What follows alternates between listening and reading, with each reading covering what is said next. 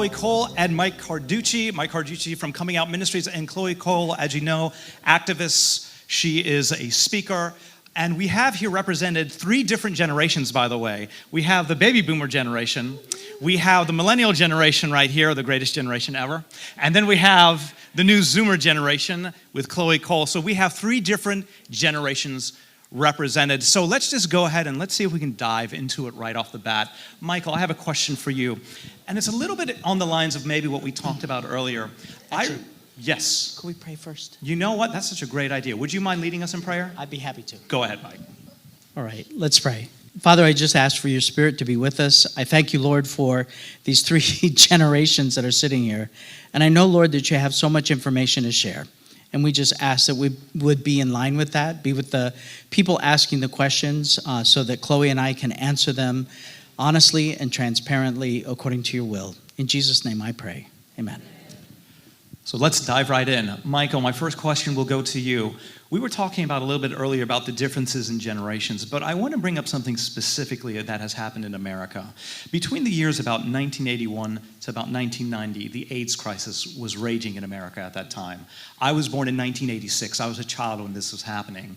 And during the AIDS crisis, when a lot in the gay community were feeling under fire and many sicknesses were happening, is there something in the church that we did wrong?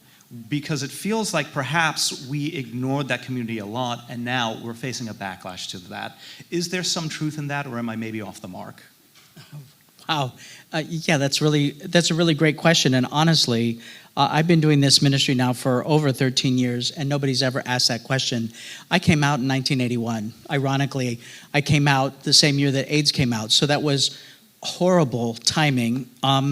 What was happening is there was a lot of men that were dying, and I was openly engaging in sexual relationships with men that I knew were infected, and they would be dead just months later.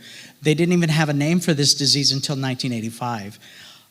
During that time, it was really difficult. I'd like to go maybe just a little bit further before that, because before I came out, I was desperately seeking for answers in the church, and I got nothing. And the only thing that I ever heard was, well, at least I'm not like them, or they're going to burn in a hotter hell than everybody else. So it made it very easy to walk out of Christian culture.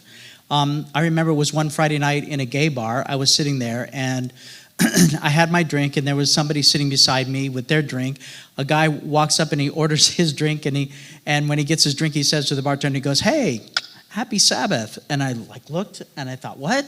And then the guy beside me said the same thing to the bartender. So of course I chimed in. But the reality was, as we were sharing our stories of how we'd been either beat up or rejected or kicked out of our homes or exposed in the churches, how sad that the only place that we felt comfortable to share a Sabbath greeting was in a gay bar. And that would give you maybe just a little taste of what we were experiencing, in that environment. There is a story that I think is very redemptive, and there was a lot of preachers that were coming out and saying, well, it's finally they're getting what they deserve, or this is the effect of what happens when you live such a sinful life. And there was a lot of preachers that were saying that, and of course, it wasn't good to be me back then, but and I was still very closeted about that, for many years. But there was one guy that when the AIDS crisis came out, what he started doing is he started bringing blankets to the hospitals, and he started bringing food to these patients that had AIDS, and then he started trying to find them places to live because they weren't able to work. And this pastor was going to the hospitals, and some of those patients were so grateful that they wanted to come to his church. And then all of a sudden, as these patients that were infected with AIDS, this mysterious disease that we even thought was airborne, as they were coming into the church members got upset, and they said, "Pastor, the gays are coming." And he said, "Well, let them have a seat with all the other sinners." And right.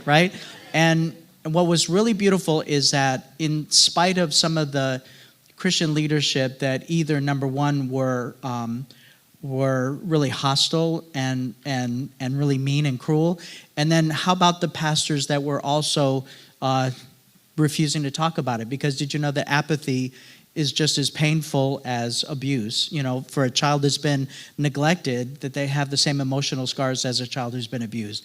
So that's kind of how we felt in church culture as well. But what was so beautiful is that he was very clear, and I think that he demonstrated Christ-like love because he went to these people, got them blankets, gave them food, prayed with them, showed them who Jesus was, and then when they came into the churches, he still said, you have just as much right to be here as anybody else. He said, but Jesus has so much more for you. And what I loved about that was it was a perfect balance of love and truth together. Quite an answer. So my next question will jump over to you, Chloe. So we're going from the baby boomer generation to now the Zoomer generation. It's quite a bit of a far leap. But something seems to have gone wrong in America in terms of younger people, including my generation, not knowing who they are identity-wise. If you could maybe tell us, what do you think is going wrong in America, if anything is going wrong at all, that has allowed for not just talking about homosexuality, but we're talking about transgenderism. What has triggered the events that we are seeing now, where 10 years ago, after Obergefell passed, which was same-sex marriage being the law of the land, so all of a sudden we're now talking about transgenderism. Was there a catalyst, in your opinion? It's a very multifaceted question. I think a lot of it does come, and so they're less attached to their parents. And also, social media has played a big part in this as well. Now, like a lot of younger generations are growing up thinking that a lot of their worth comes from things that are superficial, like what car they have or what they look like or what their body looks like. And going back to the sexual revolution, a lot of us are also growing up in a very hypersexual environment. So that's actually a great answer. Speaking of my generation, by the time I basically came of age, there was about almost at its height a 43% divorce rate among America. Now, that is distributed among the different populations. In the Caucasian America, is maybe 35 to 40%. In Latino America, it was looking at about 46% at its height. In the Black America, we unfortunately had a very high rate where there were many people that were living together, but they were not married. The estimates, if we go all the way back to Thomas Sowell's writing, was somewhere along the lines of about 70% of women had children in the Black community, but there was not a father in the house. That stat isn't correct today because what is happening, like in California, where people now just do cohabitation. So there might be a little bit of a difference in the numbers now. But in regards to you talking about the sexual revolution, my generation is the product of what happens when the family breakdown happens. And so what's happening is now we have another generation coming up after us that is the product of what's going on in our lives. And it feels like there's a spiral that is being followed here. So my next question is going back to you, Mike. What do you see is going wrong or right in the millennial generation and the Zoomer generation from the baby boomer generation? Great question. Again, what I really like is the fact that the Christian church no longer has the liberty to be silent on this issue. Now what's happening with the politics and the laws that are being, pushed out there in our states is that the Christian church no longer has the ability to be silent. We have to start addressing this issue. Unfortunately, the church is still homophobic, or they're so liberal, they're just giving free license. And what I've noticed in even our denomination as well as other churches that I speak in is that the opinion before was that gays can't change and God hated them. And then now 40 years later, gays still can't change, but God loves them. So it's interesting to me because the message never changed, is that gays can't change. And for somebody like me, when I was baptized as a Seventh-day Adventist Christian, I still had a boyfriend and a sexual addiction, but the only thing that I knew is that Jesus loved me for who I was. And I was set out that I was going to prove to God that my boyfriend and I could be this mighty team for God. And, even in my ignorance, God was very patient with me. And as hard as I fought to hold on to not only my identity, but also my relationship, the Lord showed me as I was walking with him that he had so much more available for me than I had never even considered or even necessarily desired. But what I really appreciate is that now that we are having those discussions, the church is frustrated. and the church, and I mean that by multiple denominations, and we have to sit down and have these difficult conversations. But now what we're starting to see, is what I've experienced, is that even when I'm invited to go to a church or to a function or to a school, is that people are like, the ex-gay is going to be speaking, and hide your kids, and what should we do? And then after they hear our presentations, then all of a sudden they're like, oh, I see. Because you know what? That's what we really try to address, is how to be compassionate and yet at the same time uphold the law of God. Because if God is love, and if his law is the law of liberty, then they both go hand in hand. So we don't hate groups of people, and we don't become permissive for groups of people. We hold on to the line, which I believe is 1 Corinthians chapter 6. And it talks about all the abominations in 9 and 10. And yes, homosexual practice is there, but so is porn addiction, lust, adultery, all of the things that we're seeing in our world today. And so verse 11 says, such were some of you. And why wasn't the church telling me that? Because it says, you used to be that way, but you're not that way. You've been washed, you've been justified, you've been sanctified by the Lord Jesus Christ. And that's not something I can do. That's worthy of an applause, isn't it? It's the work of what Jesus does. It's the work of what Jesus can only do. I want to piggyback off that for a second as I pivot back to Chloe. There is something very fundamental in your speech that you gave the other day, where it feels like you're getting at the idea and the concept that we need more ideas in the public sphere. We need more light in the public sphere, and we shouldn't be hiding things under a candle so much. When you have testified in front of Congress and other state legislations and delegations, what would you like to see happen in the transgender community in terms of laws being passed or anything? Is this something you want to see stamped out? Is this something you want to see blown open? Is this something that you would prefer for us to come to an amicable agreement? How do you feel that in America in the 21st century, in 2023, how should we approach this issue from more of a law perspective in your idea? Yeah, I think that the middle ground really would be not allowing child to transition at all, but also allowing adults to make informed decisions, granted, that they're given a full psychiatric evaluation. So that is a very, very tough and complicated thing.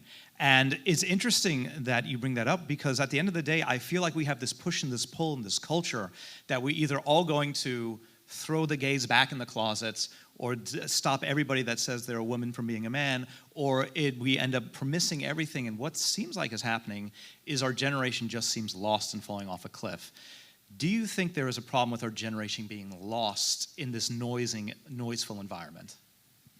I mean, it definitely seems that way. The older my friends have gotten, and the more they've strayed away from their parents and families, it seems like, especially as they go into their later years in high school or as they go off to college, they get caught up in things like drugs and endless sex and pleasure, and just basing their entire lives off of pleasure, just kind of drifting aimlessly without a purpose.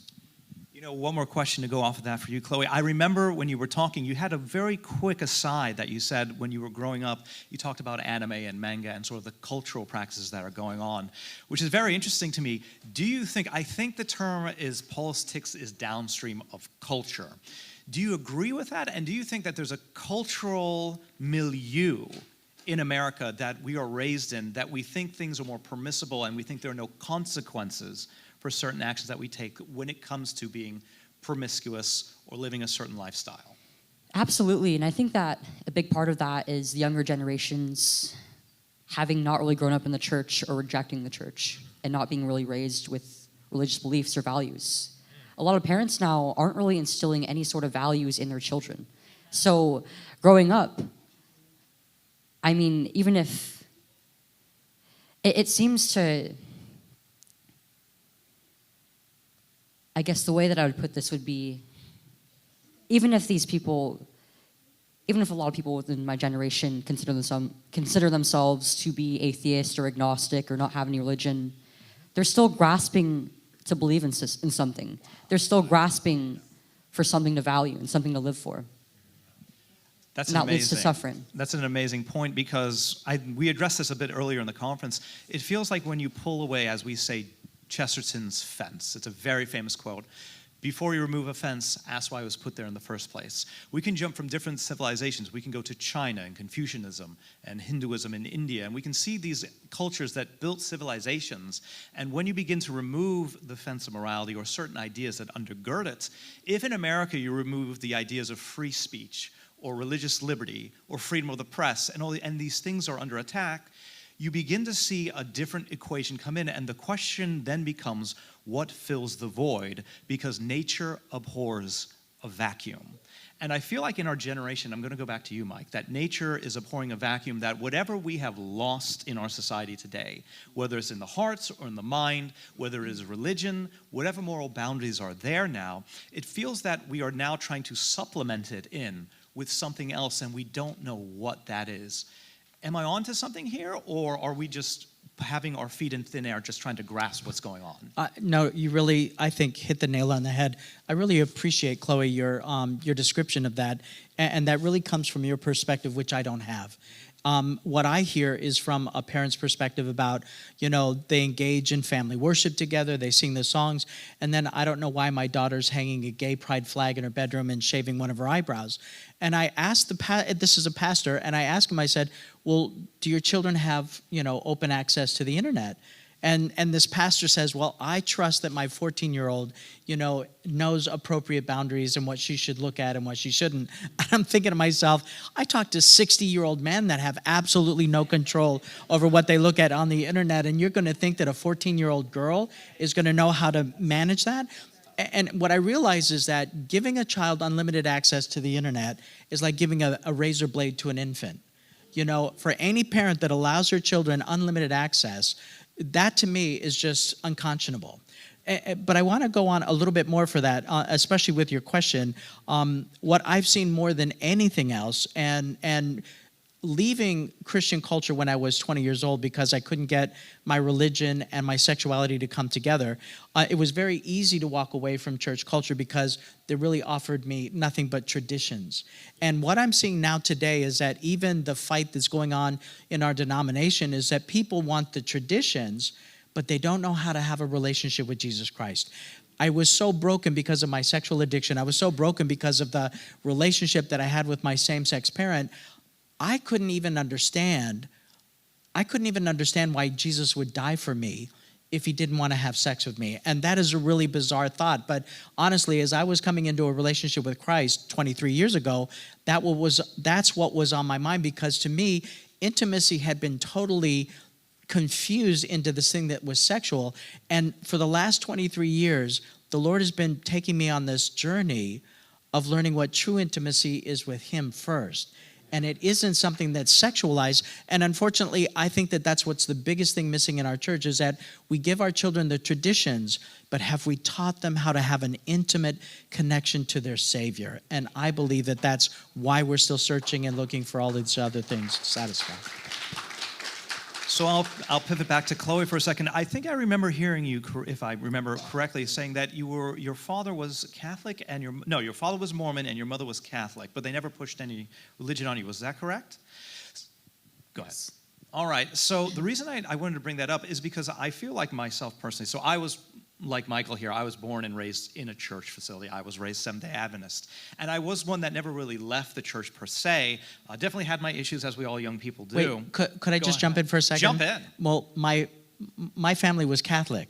Ah, there you go. But my father had an affair with a Seventh-day Adventist waitress from our restaurant, and so that's how the Adventist message came into my family. So, if it makes you feel any better, this is a true story. So my family is technically an accident, because my mother was from Jamaica and my grandmother was a Hindu, but my father's mother was a lesbian.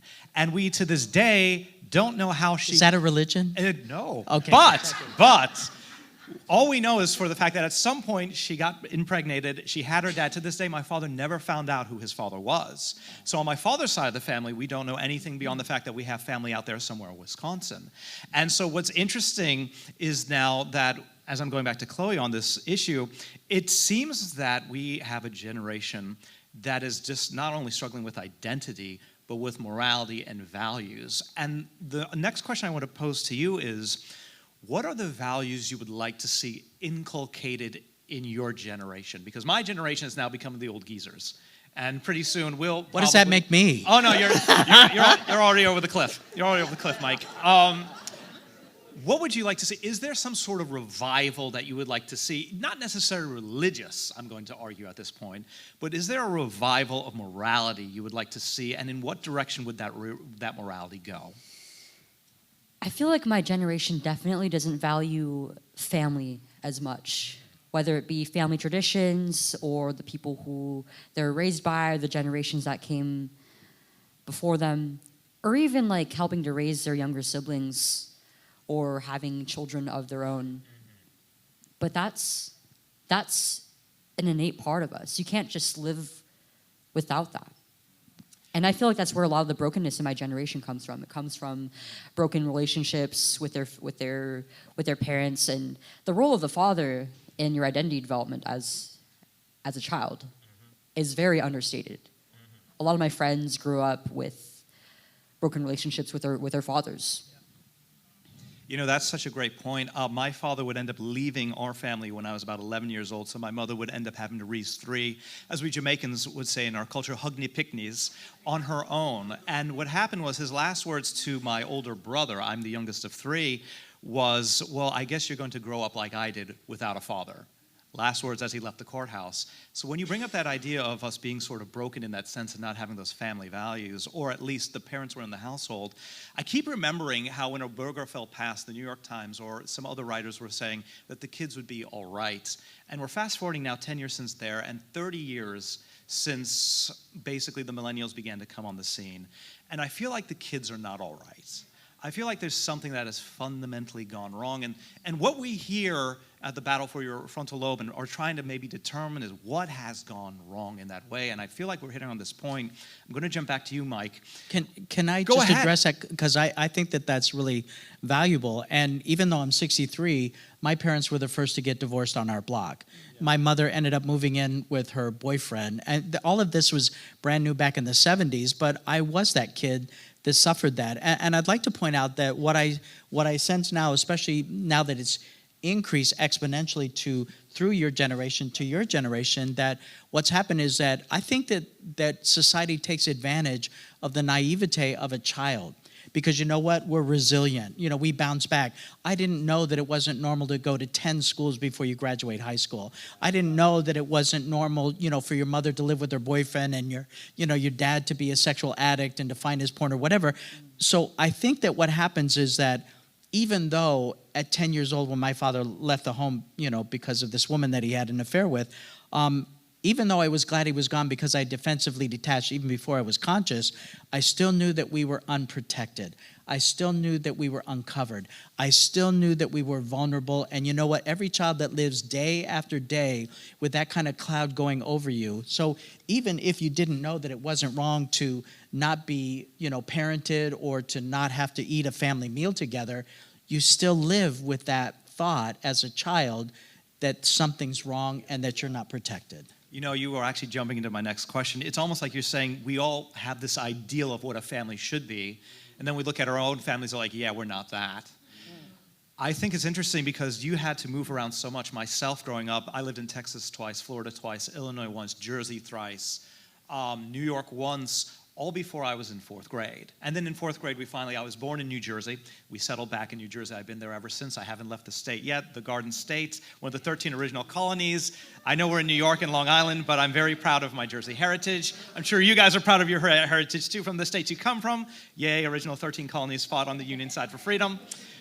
But back to the point. Now we know why you talk so fast, because you never move shut around. Up I never shut up anymore. But back to the point. When it comes to isolation and moving around, I had a detachment when it came to making friends and everything, because the idea was if I did make a friend, they're not going to be there the next year. They're not going to be around the next time. So what is the point of actually having a real relationship with another person, whether it's a guy or girl or anything? For yourself growing up, was there a detachment issue, or was there a problem with all the multiple moves that you had to do? Because your father the reason that you had to move around so much was because of... Well, he was in the Navy till I was 6, but then they had multiple moves, and then when they divorced, and so there was a lot of moves that happened before I was 20. So that environment, did it help maybe facilitate some of the things that you later on struggled with in terms of alienation and isolation? You know, I couldn't even begin to sort all of that out, because here I was, when my father left the home, I was 10 years old, and I remember when he left feeling really glad that he was finally gone.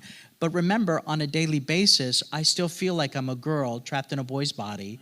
And then at puberty, I start having same-sex attraction. And then as a Christian, struggling with the guilt, the condemnation on a regular basis. Then I go to school. It's an inner city school in Detroit, Michigan, where I'm just one of the few Caucasian kids, and I'm less than 100 pounds. So if I didn't get beat up at home, at school, I got beat up at home by my sister. You know, times were tough. I can't even begin to sort out how I was just kind of going through the motions. But I know this, I would always put a smile on my face and try to be whatever you needed me to be, because that was the path of least resistance. Even though everything was a turmoil and everything that was going on was so confusing to me, I knew that if I would at least try to be what you wanted me to be, then maybe I might get beat up less, or maybe I might get rejected less, and try living with that on a daily basis. I think that detachment also was a part of my childhood as well, including with my mom and dad. When I was an infant, I was very difficult to console. Like I would cry for hours and hours on end, and nothing seemed to work for me. And I think that the advice that was given to my mom and dad by our doctors to deal with it was, oh, just let her cry it out. Like, don't console her. And I mean, this is something that's known to cause attachment issues in children and later emotional issues. And so growing up, even though I had a mostly otherwise healthy relationship with my mom and dad, it still was pretty distant, and I was very, very shy. I didn't like physical affection very much, even like with my close family members. But at the same time, because I was rejecting it, it was something that I also missed. And so I felt very lonely growing up. That is such a great point. At this time, if we can have the questions picked up, you can hand them to me. I will see what we can read, and as that is going on, I will continue to facilitate the moderator discussion. So I'm going to jump back to you, Chloe, real quick. So coming off of that idea and everything that you're going on, you spoke a little bit about some of the attacks that are going on at you at the moment for the stances that you're taking. Do you think the people that are maybe attacking you, are they really vitriolic, or maybe do they not know any better? Are they raised up in an environment where this is what's expected of them? So I'll give you a concrete example of this. So sometimes in the religious world, we are raised a certain way, and there are certain things we expect of people, certain values, certain ways of communication. I really relate to Michael here because whether in the Catholic faith or even in the Adventist faith, sometimes we do a very fire and brimstone, should you sin, you shall be damned, and do other things, even though there's a lot of grace that comes out of it. The attacks that are going on at you, do you think that maybe most people are misguided when they do it, or is there really something deeper and darker going on? Absolutely. I mean, this group of people that is these militant activists, many of them are people who identify as transgender, and a lot of transgender people have issues within the family, especially having been like abused or neglected by their parents growing up. And so they grow up in an environment that already isn't ideal. And now like they're mentally ill as adults or as older adolescents who are engaging in these communities with other mentally ill adults and adolescents. And so unhealthy behaviors are just perpetuated within these communities. Like when I was within it, it was horrible. Like lots of drug addiction, lots of purposefully cutting off your family members and icing out anybody who even remotely disagrees with you. There was a lot of infighting within the community. And so a lot of these people are very stunted. They're very mentally unstable, and they're not getting the help that they need. And it shows in their behaviors towards those of us who may not necessarily see on the same page as them. You know, there's something very, if you have the questions, go ahead, bring them over. There's something that you said there about people getting cut off. I have to now bring it back to Mike on that point. There was a practice that sometimes still happens here in the church where if somebody does something bad, you know, before no-fault divorce and everything, if a woman were to get pregnant before they were married, sometimes in the religious community they got thrown out. And so I'm wondering, did something like that happen in the gay community where the church kind of threw people out instead of letting them come in and hearing them out? Not saying we had to agree with what they were doing, but not letting them go out into the darkness on their own.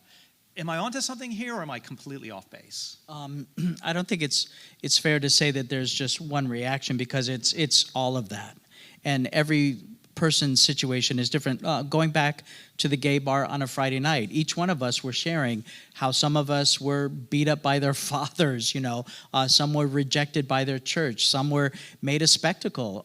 I just walked out of church culture and nobody bothered to call and say that they missed me. So there's a full gamut of different reactions. However, a lot of people, and I think it's sincere too, that people in the church, they don't know how to address it. They don't want to come off as hateful or homophobic, so they don't say anything at all. And even that is still a rejection. Okay. So there's many different ways. What I really find helpful is that when people do invite coming out ministries to come to their churches or to their schools, we're not an ex-gay ministry. We're about sexual integrity. We address abortion, pornography addiction, masturbation, premarital dating. We address it all in such a loving way with our own personal experiences that people really start to see, whoa, maybe I can trust that person. Maybe I can tell that person what I'm really going through, because a lot of times church is not a safe place. It's not the place that you want to say you had an abortion, or it's not the place that you want to say that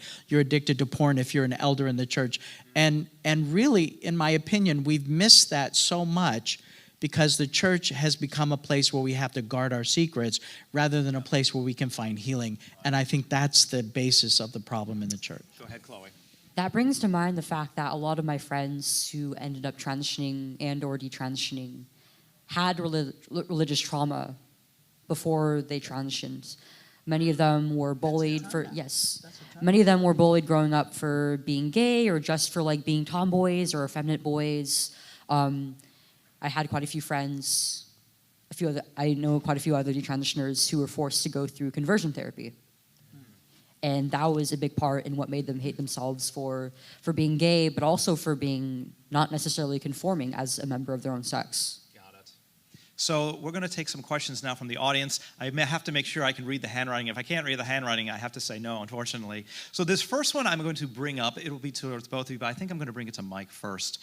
And is somebody asking, that trans people that claim to be happy eventually face health issues due to hormones they are taking, even though they say they have been perfectly fine for decades. Is there any documentation? Do we have evidence to show them of this?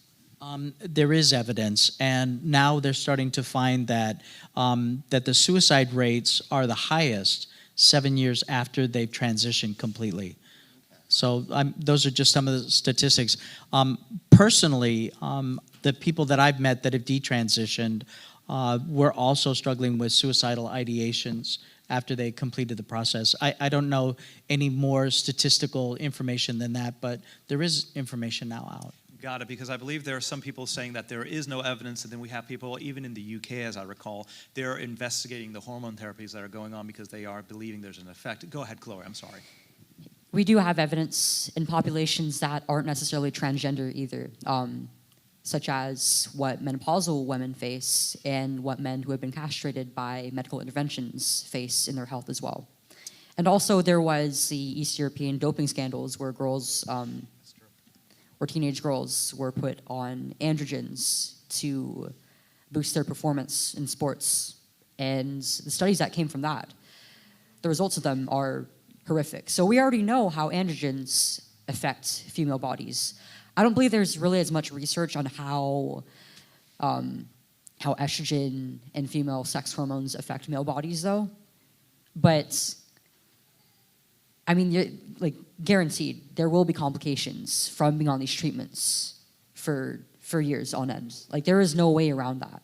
Whether somebody's satisfied with their transition or not, they don't regret it, they're still going to face complications down the road. Their lifespan is still going to be shortened by these treatments. They found that 92% of all people that had transition surgeries, that they found that there's a 92% of complication rates, either dysfunction of the tissue, scarring, or not just scarring, but pain, infections, things like that. So those are high rates high rates of problems. When you were walking us through your speech the other day, and I think you used the example of Bruce Jenner and all the things that he had to do, from shaving down his nose to bottom surgery to the hormones and everything, it just seems that the more drugs and things that have to be brought into it, the more complicated the situation becomes. So this question is actually one that we can address pretty quickly, but I wanted to bring it up. And somebody is asking about the laws in California. So just so you know, the Congress in California, the House that they have there, was trying to pass a law that basically said in the schooling system that parents would not be informed by the school if their parents wanted to transition. Governor Newsom, to his credit, whether he has other aspirations or not is irrelevant, actually vetoed that bill. So for the person that came up with that question, it is a very good question. But now I'm going to actually bring this back to Chloe on this thing, because you have actually been to certain states and you've talked on these issues. Do parents, and should parents, or should they not, have a right to know what is going on with their children in middle school or high school, in regards to if they come to a teacher and they say, you know, I think I am the opposite gender, should the teachers inform the parent or no? Absolutely. I mean, this is entirely a mental health issue, and parents deserve to know the status of their child's physical and mental health. And these teachers who are secretly transitioning these children behind their parents' back are providing a mental health intervention that they are not qualified to do. You know, you bring up the qualified issue, and that is such a tough thing, because I feel like transgenderism is such a new thing in terms of everybody understanding what's going on, that we're really in a field and we're sort of a ship in the ocean without a rudder, and we're just being moved about to and fro. And so it's a very poignant point that you're actually making there. So our next question now, I'm going to actually go back to Chloe for a second, because I thought this was a very interesting one. I'm trying to see, all right, we still got plenty of time. So we're going to get to a lot of these questions. So Chloe, you said that you were, the other day, you're not in college yet, and the question of the person wants to ask, do you have a desire to go to college? Or is what's going in college currently, and speaking as somebody that went to Westminster Choir College in Princeton, New Jersey, back in 2005 to 2000, I don't even remember, but somewhere in the early 2000s, do you want to go to college now, or do you want to put that off? How do you feel about what's going on in college right now in your life? Yeah, I'll be honest.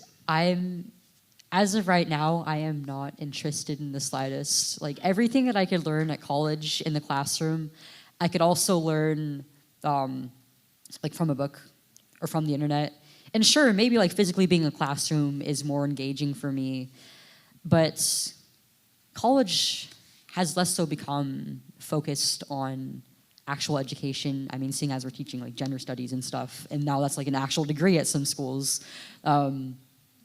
Now it's just more so about connections, which, I mean, through my work, I already feel like I'm making quite a few connections with a lot of people who I really like anyways. And I mean, I feel like with what I'm doing right now, it's honestly been more educational than like my last 4 years of public school. Like, I'm actually learning stuff hands-on. Like, I not only get to learn about quite a few things in politics, about my country in general, but I also get to apply that knowledge hands-on. And that's not something that I really would be able to have the opportunity to do if I were just at university right now. Right. I'd like to add... Sorry. Go ahead. If I feel like it's necessary at some point for my career in the future, then I'll go. But as of right now, I'm honestly kind of sick of doing assignments. I got sick of doing stuff like that after high school. I just want to add, Chloe, that I've watched you for quite a while now, and I've watched your videos, and to see your clarity and the level of your understanding, not only of your experience, but also about what's going on politically, the way that you express yourself and explain yourself, you're the one that I would go to college to listen to. And I think that that's where you're at. Thank you. So before we move off the college topic, I just want to say something, because we have a lot of people here that are coming from minority culture. And what I mean by that is myself, in our world in Jamaica, in the Caribbean, Caribbean, one of the ways out of poverty is through education. And so they really hammer the go to college thing. And in America, it is true that you actually don't have to go to college to be successful. And there's a lot of pressure that is put on a lot of young people in minority households to go to college and take out these very long, very big loans to go to the Ivy League universities. Next thing you know, maybe they don't finish college, they end up dropping out, and they have a huge debt problem, which, as you know, we have, I think the last check was, $1.2 or $1.3 trillion in student loan debt. That's why a lot of people are begging for forgiveness, but at the end of the day, that's a different issue entirely. But I can understand completely, because in America, unless you are in the STEM field, that's science, technology, energy, math, if I'm remembering it correctly, do you really have to go to college to be successful? And sometimes what we need to tell people is not everybody does have to go to college to be a success. We would encourage you to go to college. If you can do it and get that degree and maybe get a master's and maybe you are there in the scientific field, I'm all for it. But if you don't have to do it and you can raise a family or get a good job, go for it. I would say go for it. So that's a great answer that both of you have. So the next one I'm going to go to now is we're going to childhood early experiences. I'm going to bounce back to you, Michael, since you are the older and the wiser of us in the generation up here. You're going to really drive that home, I'm going aren't to you? drive it home every day of the week, twice on Sunday and on Saturday. Yeah. So All I'm right. I'm double your age, but I'm triple your age. I told you, we had 3 generations here, people. All right, so this one's asking about early experiences that can profoundly affect a child in many ways. And what they are asking in general and this is an argument that we actually had in the church for a long time, environmental, genetic, or anything like that. Is there a possibility, and we'll segue this also to maybe ask Chloe for her answer too, is environment playing a factor, maybe not 100% of the time, but a lot in what is going on in the dysfunction in a lot of families today? Sure. So the question you're asking is it nature or nurture? That is correct. Okay, so in my testimony, and I wasn't able to elaborate yesterday as much, but I talk about how I had 2 questions for Jesus when I got baptized 23 years ago.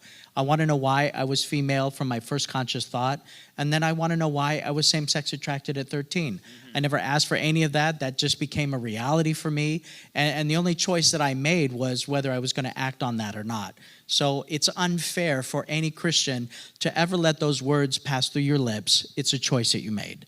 That's such an unfair and a cruel thing to put out there, because you really don't understand what that person has been through. But in that process of nature versus nurture, it took 7 years for Jesus to answer that question for me. And it came through Bible studies. It also came through science. Science also started to help show me that there was defensive detachment that took place.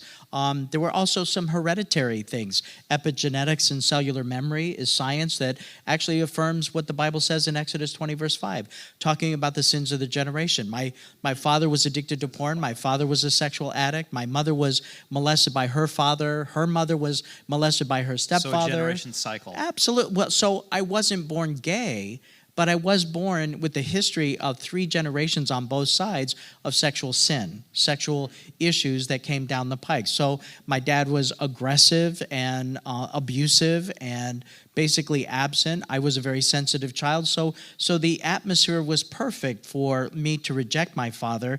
And of course, because I was desperate for male affection and affirmation, which was even more elusive when the kids called me sissy, queer, and fag. So by the time I was 13, the mystery sex for me wasn't women, it was actually my own. So now that became sexualized. And at 20 years old, all of that resolved itself when I went into the gay culture, because now I'm finally getting attention and affection from men, even though it wasn't the way that God intended it.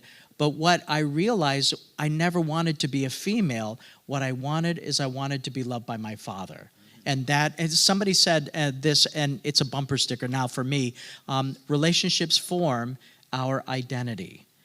And it was that relationship, that broken relationship with my father, that actually formed my identity, not in a positive way, but because of that rejection, I was always trying to seek his approval and affection. So I couldn't do that as a male because I was definitely inadequate. So in my mind, my thought was, well, if you screwed up as a boy, maybe you'd be successful as a girl. So again, all of that process through the lines of maturing, which is, nature. In my 20s, I realized I'm not a female. I'm getting attention from men, and I never had the desire to be female again. Got it. I feel like it's definitely similar with the issue of transitioning. The difference is, though, that there isn't really any genetic or physiological marker for being transgender. It's entirely a psychological thing, and it's not innate like these activists often make it out to be. But it does seem to stem from these deeper issues in someone's life. There almost always is a previously diagnosed comorbid condition with gender dysphoria, especially autism, ADHD, or either having had one or two things, sexual trauma or familial trauma. Those two things are almost always present. And it's not hard to see how a broken relationship with one's family, especially their mother or their father, or having been previously abused or assaulted sexually, especially as a child, will play a role in the way that you look at yourself, and especially like in relation to your sex. So I think the word that you used when you gave your speech the other day was social contagion when it comes to gender dysphoria or transgenderism. I'm very often reminded of, when I hear that, of the Salem witch trials, where in America there was a time period where there were some people crying that there were witches among us, and it became such a huge thing that it even made it all the way to Congress, and basically people were being, justice was being meted out on people based on what everybody else was saying. This person's a witch, this person is not a witch.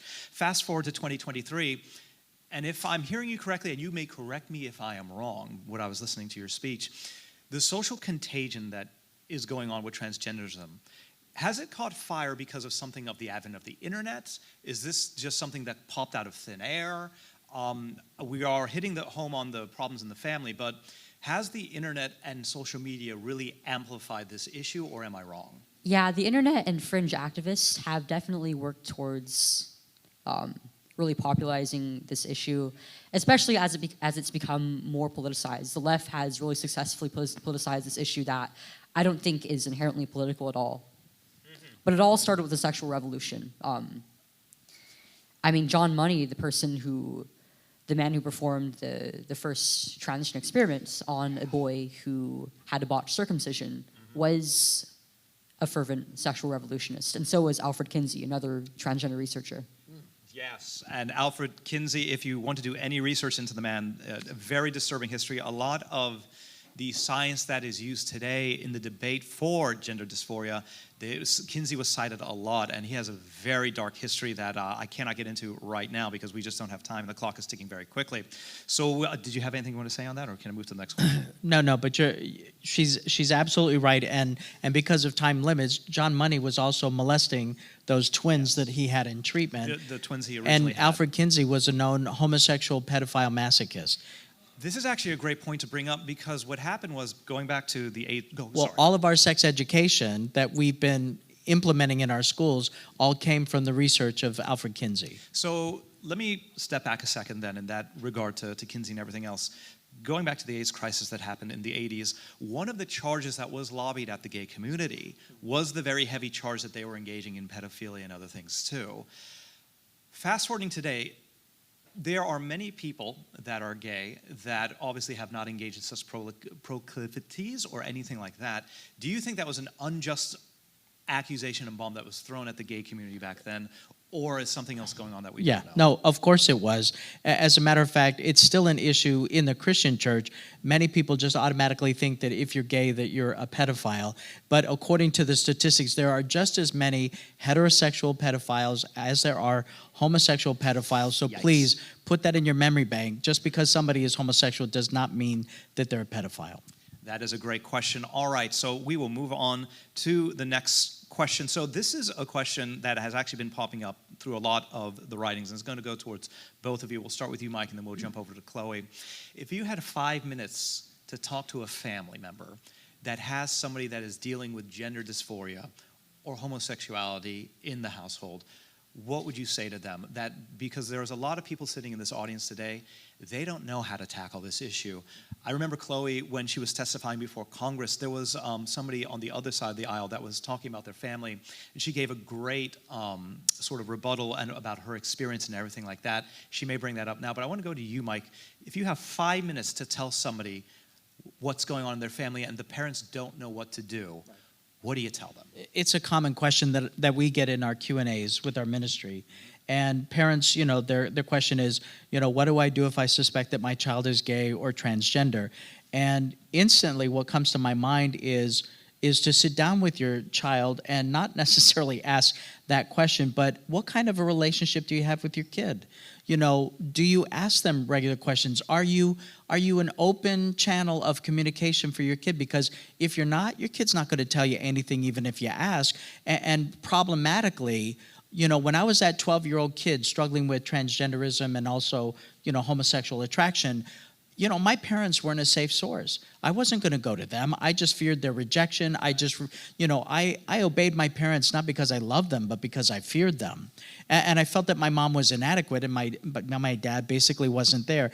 In a situation like that, let me tell you this story because I think it's beautiful. It actually made me cry when I heard it. This woman came up to us after we'd done a Q&A with 5 of the members of Coming Out Ministries. And she looked at us, and she was so conservative, and she had a big smile on her face, and she goes, "Oh, I relate to every one of your stories in Coming Out Ministries." And I looked at her, and I'm thinking, no, you probably don't. And she said that when she was young, she went to her mother, and she said, "Mother, I want to see a naked man."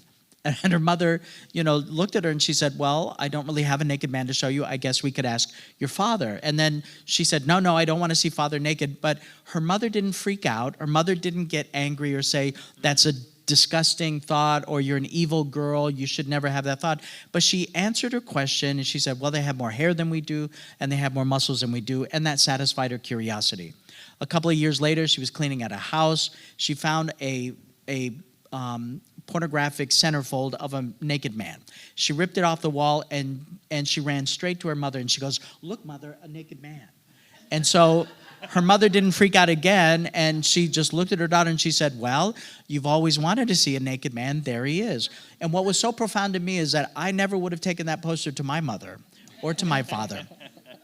And I never would have been able to ask that question. What was so beautiful, which brought me to tears, is her mother affirmed everything that they had discussed. She didn't tell her lies. She didn't tell her that she was horrible for having that thought. She had a perfect line of communication with her child. And after she addressed all of the obvious differences between men and women, she said the one thing that made me cry. She said, "But look at his face. What's he doing?"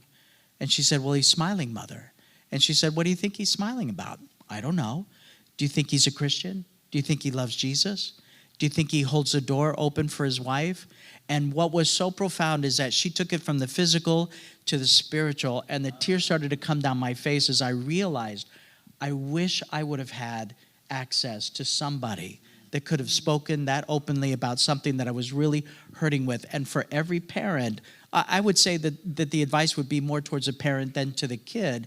Are you listening to your children? Are you asking them what's important to them? Without putting judgments, without putting expectations on your kids, are you able to listen to them realistically about what their struggles are, what their concerns are, what are the challenges that you're going through? And if you can do that and you have a clear access to your child and they feel safe with you, then all of those issues can be easily worked out when you have that open communication with your kids. So go ahead, Chloe. If you had 5 minutes to tell parents that are struggling with this issue, what would you tell them? Yeah, I absolutely agree that it's incredibly important, especially as a parent, but even like as to a family member of a child in general, to establish, I think, that trust, establishing yourself as a trustworthy figure who they can trust with anything, and not expect to be reprimanded or shamed for feeling a certain way.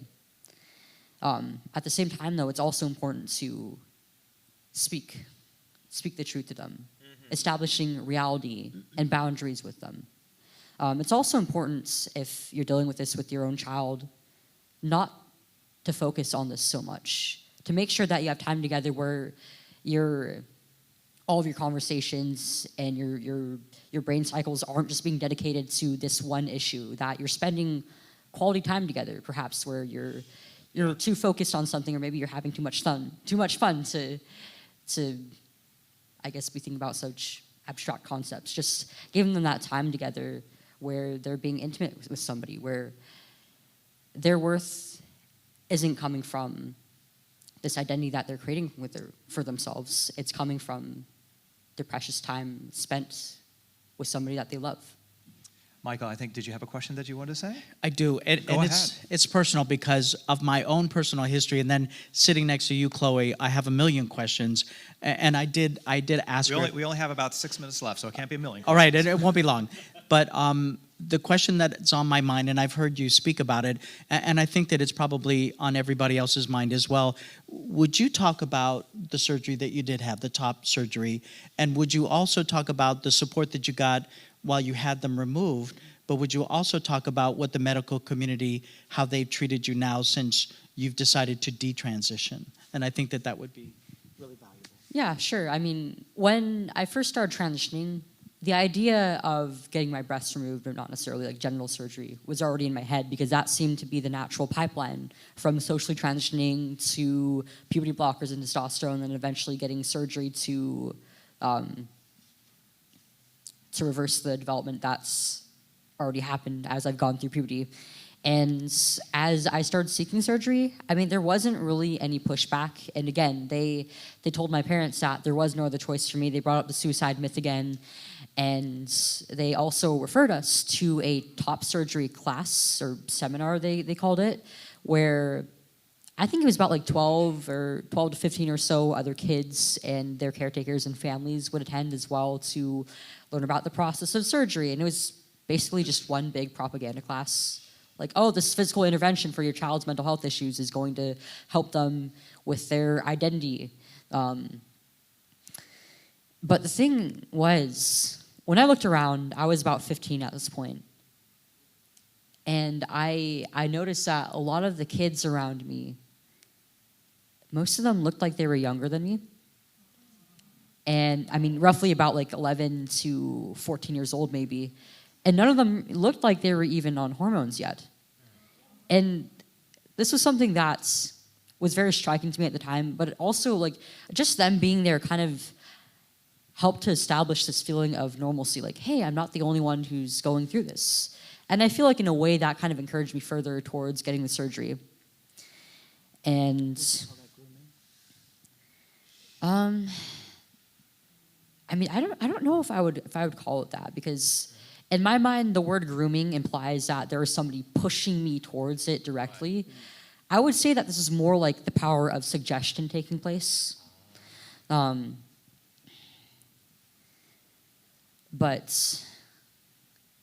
I mean, the recovery process has been pretty rough. It's been about 3 years post-op for me, and I'm still not fully recovered. I mean, at first, it seemed like the healing was going pretty all right, other than the fact that, I should get into how they perform the surgery. So they not only like made incisions into my breasts and took out the tissue, right?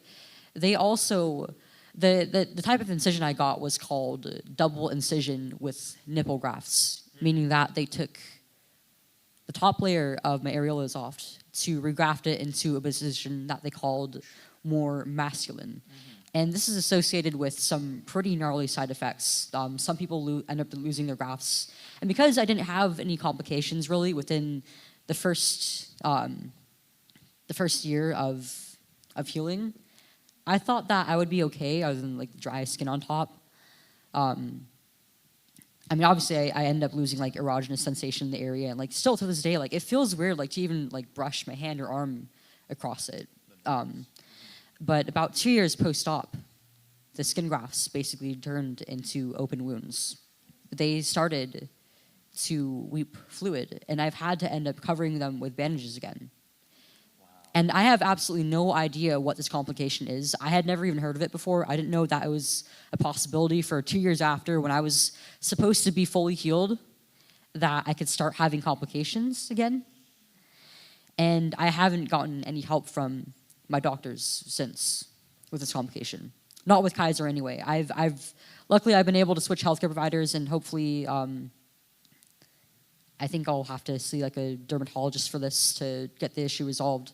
But when I went to my surgeon for this, all I was really able to get with him was like a 5-minute Zoom call before he was willing to see me in person for a physical appointment. And his advice to me was, yeah, keep bandaging it and also put Vaseline on the wound, which didn't make any sense, of course, because it was a wound. And this advice that he gave me actually ended up giving me a skin infection. Wow, that is heavy, Chloe. That is very heavy. Let's go ahead and see if we can wrap this up on a bit of a lighter note. So for both of you, if you could just give me a short answer as quick as possible. Throughout your journey of your life so far, Chloe, you're only 19. My good friend Mike Carducci, you're the Ancient of Days here. For everything that you've gone through in this life, what are some positive things that have come out of your experience? We'll start with you, Mike. Thank you, because I do want to share an amazing story of this family and talking about what church can be and the opportunities that we miss. When I was baptized, there were two other individuals, and Walt, remember Reuben, right? So there were two other men that had come out of the gay culture. We were kind of hanging out together. One was a big black man with muscles. The other guy was this skinny Puerto Rican kid that was about 29 years old, and I was 40. So we would hang out, and we would go to church every week.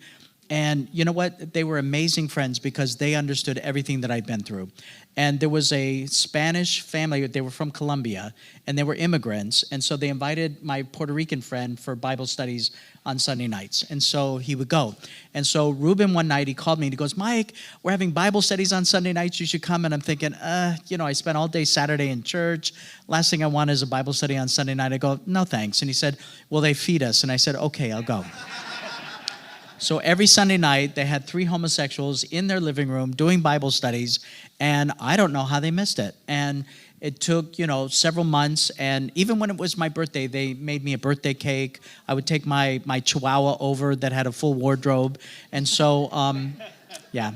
So one night, Gladys asked her husband, she said, do you think they're gay? And her husband said, I don't know. How would I know? And she said, should we be concerned about our 10-year-old daughter? Because their 10-year-old daughter was, there with us as well. And he said, it shouldn't matter because the same blood that was shed for us was shed for them. And she said, I'm so glad you said that because I've really learned to love them. That little girl grew up. When I moved to Tennessee, they moved with me. They lived with me until they found their house. This little girl grew up. We became like a brother/uncle relationship, and they're still very dear friends of mine to this day. When she was about to be engaged, this boy that wanted to marry her, she said, if you want permission to marry me, you have to ask my father and Mike Carducci for permission. I just want to tell you about the meaningful relationships that I have experienced in the church from people that may have been naive or maybe people that really, truly knew the character of Jesus Christ, that were able to extend that to me beyond what they saw, beyond what they experienced, and because God has made families out of people that we had nothing in common. I'm this hotshot hairdresser from Orlando. They're an immigrant family, and yet these are the people, as a matter of fact, that young girl did marry that man. She has 2 beautiful children. And she called me one day and she said, Mike, what are you going to do when you get old? And I said, too late, I'm already old. And she said, what are your plans? And I said, well, I'll probably go to a nursing home or whatever. God has a plan. And she said, I don't want you to go to a nursing home. And I said, well, God will take care of me. I'm not married or whatever. And she said, you know what? I'll take care of you. I don't think that you understand the gravity of that statement. It's like we're not family, we're not relations at all, but imagine what God has created in this relationship with this girl that I've known since she was 10, that she's willing to even bring me into her home. These, I think, are the relationships that we should have in our church. Thank you. The same question to you, Chloe. In your life of 19 years, what are some positive things or something good that has come out of all the struggles that you've been through? I think one thing that I've learned, and I guess I've experienced this in a very radical way, no matter what you've lost, there always is something to live for.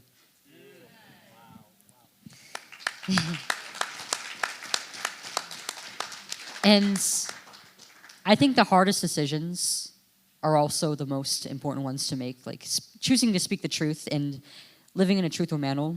In a truthful manner is going to be hard. You're probably going to lose quite a few things along the way, quite a few friendships, a lot of relationships. But in doing so, you'll gain so much more. You'll learn who your real friends are. When one door is closed, another one will always be opened. That's an amazing thing. Could you please give a round of applause to Mike Carducci and Chloe Cole? We want to thank you guys so much for the Q&A in the session. Thank you so much, Chloe. Thank you so much, Mike. We want to thank you so much. This is the battle for your frontal lobe. We hope you were inspired by this panel. They did a phenomenal job, these two. Mike Carducci from Coming Out Ministries, Chloe Cole, political speaker, activist. She is on the fire way. She is hot stuff. Thank you again. Give them applause as they walk off the stage. Thank you guys so much.